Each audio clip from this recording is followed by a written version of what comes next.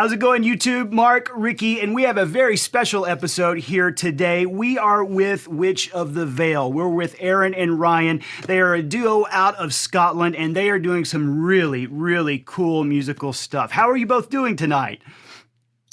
Yeah, good. Okay. Yeah, quite stormy here. Yeah, stormy, and I was in a bus crash today. So. Oh my goodness, are you okay?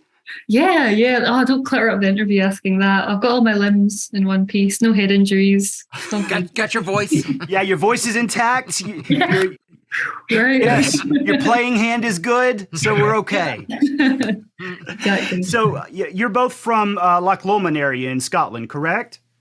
Well, I'm from Loch Lomond. Ryan's from the Outer Hebrides, so the northern, well, not exactly the northernmost islands, but some of the northernmost islands. Northwestern. Yeah, kind of if you aim towards Iceland and fall short. Sure. Yes, that's amazing. So I got to tell you, just first and foremost, I love that area. Well, Loch Lomond is what, off the A82 on the way up to Fort William and stuff like that? Yeah, so my wife and I spent some time up there, and I think we had a drink at a pub in Loch Lomond. I don't remember. My memory's a little dodgy, but it was a great area, so I was excited to talk to you both. That's cool. It's really good to hear you've been there. Yeah, multiple times. Yeah, we spent about a week and a half in Isle of Skye doing hiking and stuff like that. We spent a good bit of time up in Inverness and then all over the rest of the Highlands as well. So, it's lovely, lovely country. So nice to hear that somebody's actually been here. Yeah. It's not as common as you would hope. Well, I have to tell you, my wife and I talk about this quite a bit. If we could live anywhere else, it would either be in Japan or in Scotland. I love it there. Absolutely love it. It's one of my favorite places. Very welcome. Maybe we could arrange a house swap for something. Hey, we're down for that. So your first album came out in 2020 and it was Commemorate. Is that correct? Yeah. And what are both of your backgrounds, musically speaking, before you created this album? What were your influences? Kind of what was your background? Yeah. Our influences are bands you might not know, like say Cranes. Familiar with them? They're kind of a spooky kind of band from England. They were quite prosperous in the 90s. I guess The Cure, some Nine Inch Nails. But yeah, our musical backgrounds are more like, you mean like playing music background or? Yeah, just kind of how did that start to become part of your life? How did you start playing? What was the first stuff you started playing? What that type of thing? Yeah, we're both musical people. We've been in kind of bands. You can answer for yourself. It's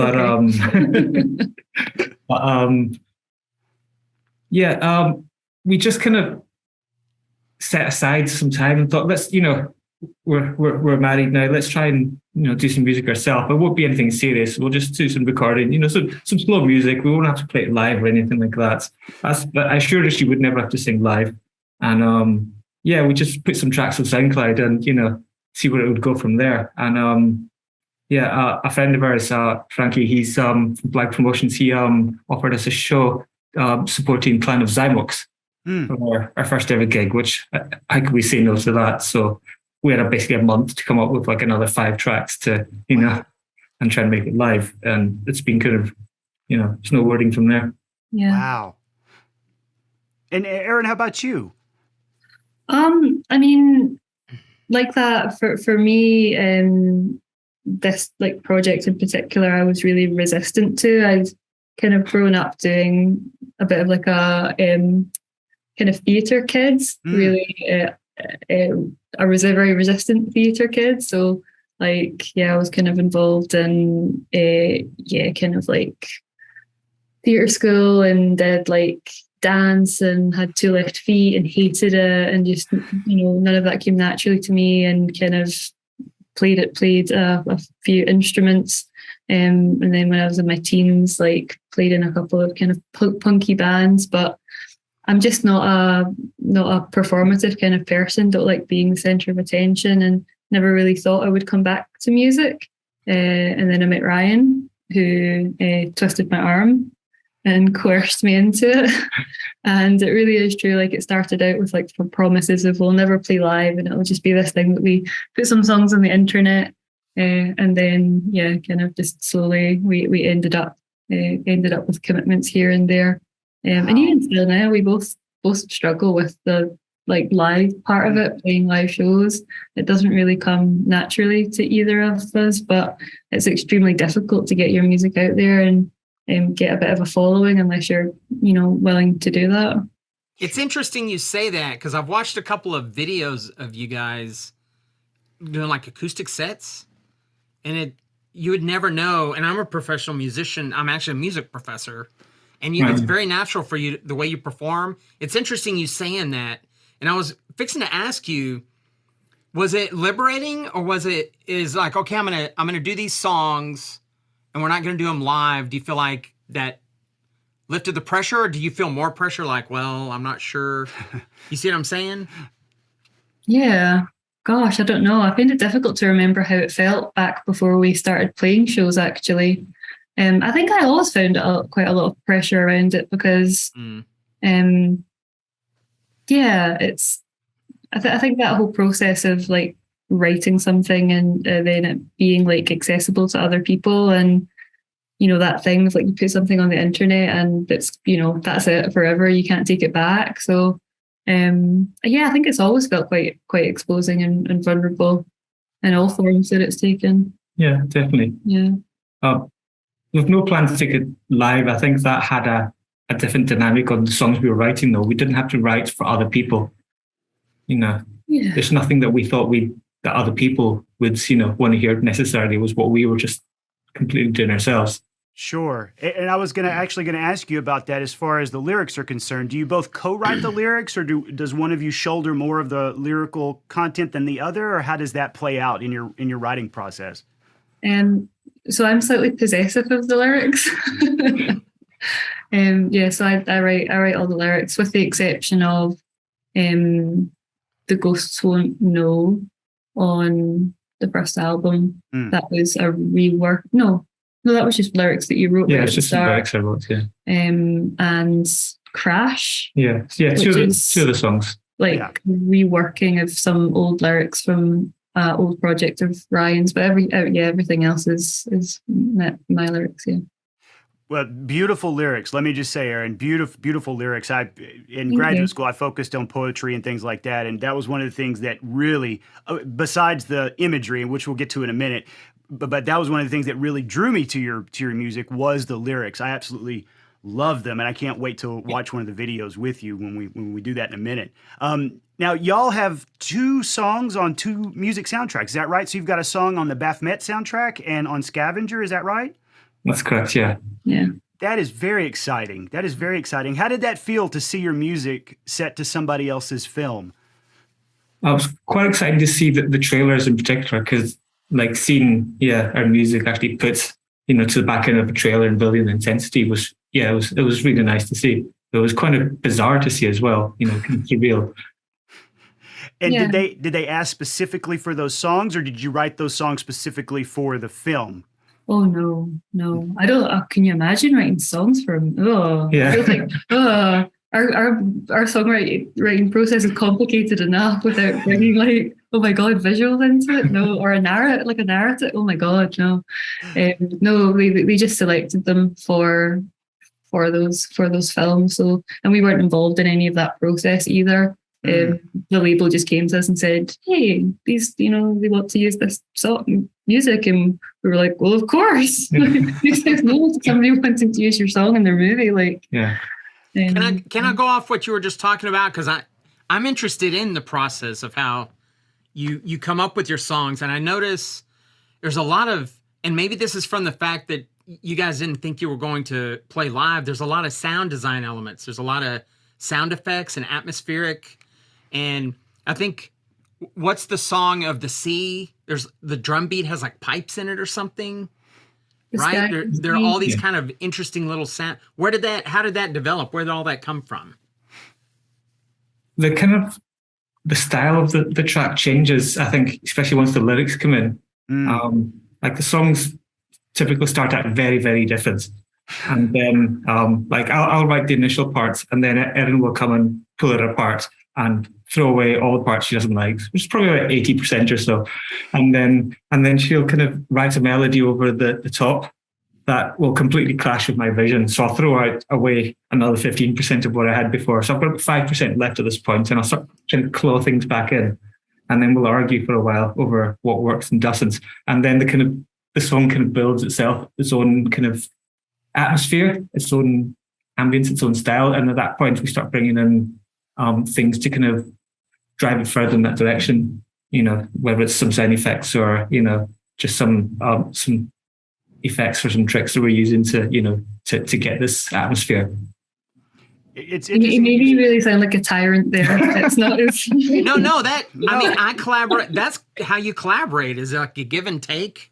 And sometimes it's only 5 or 10% of what you did, but that makes a big difference. It's a great collaboration. Well, and one of the things that occurs to me too, both Ricky and I teach at universities here in Texas, and one of the things I have to go over with my students constantly is that whenever you create something, creating it is oftentimes very fast, but perfecting it can take a hell of a lot of time. You might anguish over 2 or 3 words or whatever, and so hearing you talk about that process, that tension between both of your visions, and finally collaborating and revealing that art underneath, that is a really cool thing. Yeah, the songs kind of exist on their own at that point, Yeah. Because it's never fully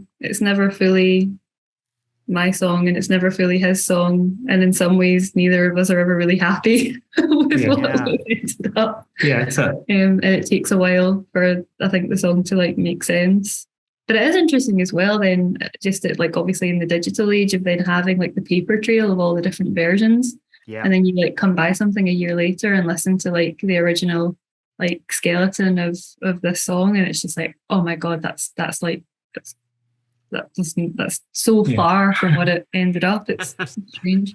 Ryan, do you have any, or either of you, do you have any formal musical training?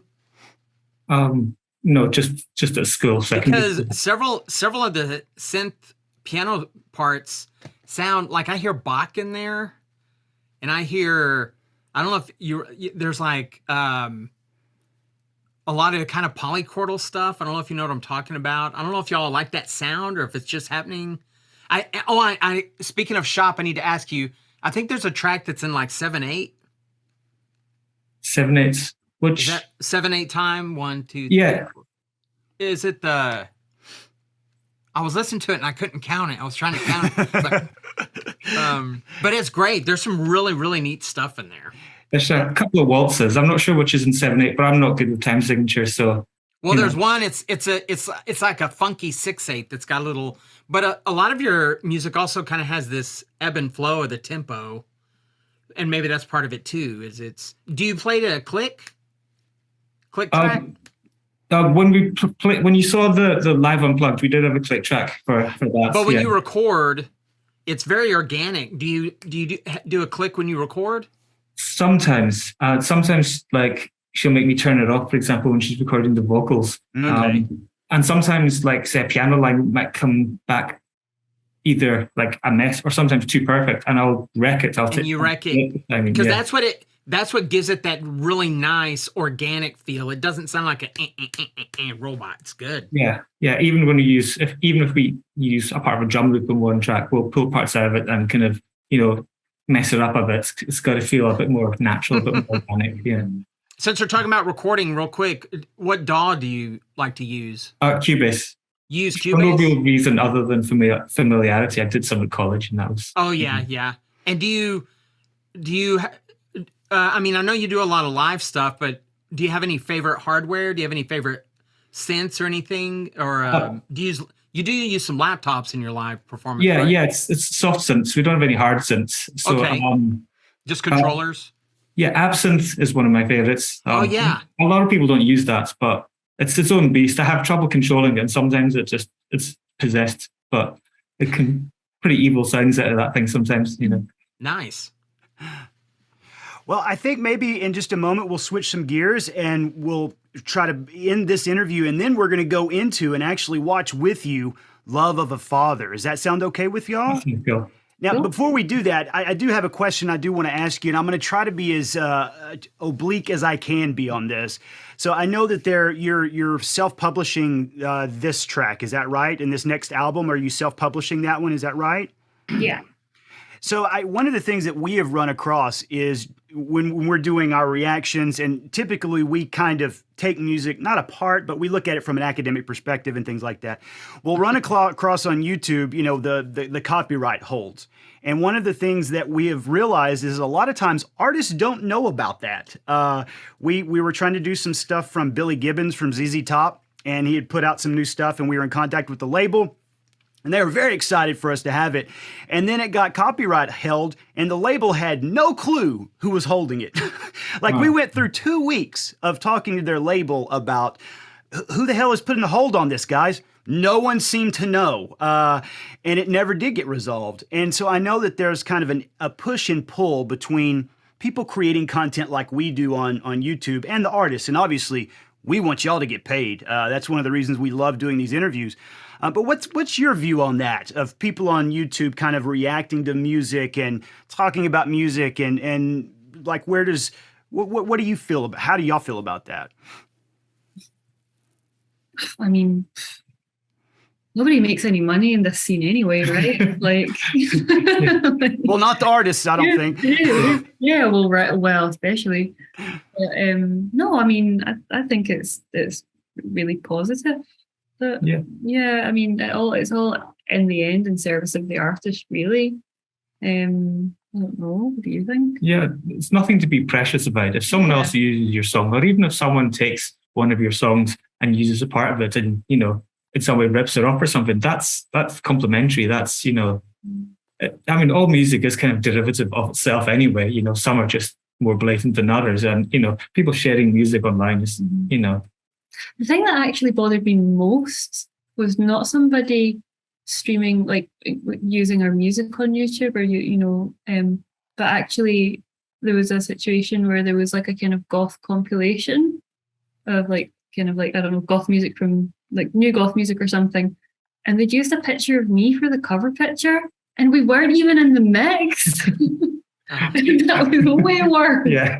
It is a little disturbing. They just screenshotted you and put you as the face of their compilation? Yeah. They were like, I don't know, it must have been a picture of me that just looked like vague goth chick something. Yeah, they didn't even use their music though. No, I didn't even use music. That goes to show you that the people that get those together don't really listen.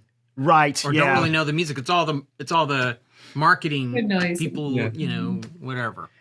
Yeah, absolutely. And I think the last thing I wanted to ask you before we kind of put a cap on this and move into a reaction is one of the things that we love to do on this channel is to look at a music video as a piece of art unto itself. I kind of feel like that a lot of times music videos are either ignored or thought of as just kind of a derivative of the song itself. And I don't know that artists actually view them that way. What are your feelings about the relationship between your music and then the visuals and the music videos that you're creating? We see them, at least I see them as kind of different, almost separate. Like the song comes first and then the music video comes afterwards and reimagines the song and gives it new kind of dimensions that sometimes we never even thought of at the time. Yeah, like I agree. And actually both of our music videos were created by a good friend of ours who's a videographer called Camilla Lima. And we brought her in. And it felt like it had to be hers, it had to be involve her. Really, she should be here. We should call her quick. No, I mean, obviously we were definitely, involved in the creation of the visuals, but actually we had to step back a little bit because we couldn't really get on the same page really about it. Creating something like that is very, very, very different from what we create together. Sure. So we needed somebody else involved to help moderate that and kind of translate what was going on in the music and what was going on for us into something that actually made sense. How did you feel when you saw some of those videos done? Because they're gorgeous. They're stunningly shot, beautifully edited, some really cool effects happening in there. What was the feeling like when you get that first cut back of that music video and you see it for the first time? For me, mostly relief, because you don't see how ridiculous most of the filming of these videos were, and they were both really ridiculous. So yeah, like, and then you see the thing and it's quite slick and it looks quite cool, and all of the silly things that the silliness of the actual experience of filming isn't there anymore. So yeah, mostly relief. Relief. Like all the stuff on string and there's a lot of stuff. I would imagine on the day of maybe filming. you're drowned, for example, like several times. Yeah. I can imagine on the day of filming, you're in the surf up in the Outer Hebrides, and you're like, what the hell are we doing? Can I get out of the water now, please? No, we have 3 more shots. Guys, that's like, for you keep going that way in your Norway. Yes. Yeah, the moment I saw that, like I said, I've never been out to the Outer Hebrides, but we've been over in Skye. Yeah. Water's terrifyingly cold. Yeah. Oh, I know it. Strong currents as well, yeah. Yeah. Yeah. Well, it feels like a natural segue point. So what we're going to do now, folks, is we're going to go ahead and end this video, and then we're going to film a reaction with both Erin and Ryan of Love of a Father. And this comes off, excuse me, folks, this comes off of your upcoming album. Is that correct? It is, yeah. Awesome. Well, I'm looking at the title yet. We're nodding because we don't have a title. Yeah. How many other songs do you have together for it at this point? We've got the full albums written and in various forms of completion. I think it's 7 songs. Yeah, 7 or 8 songs. Wow. Yeah. We throw away a lot of songs as well, so yeah. Gotcha. Okay, well, folks, we're going to end this one here. I'll link to the other video. When we pick back up, we're going to be with Erin and Ryan, and we're going to take a look at Love of a Father, which is a beautiful song and a stunning, stunning music video. So stick around, make sure you click the link, and we'll see you in just a few moments.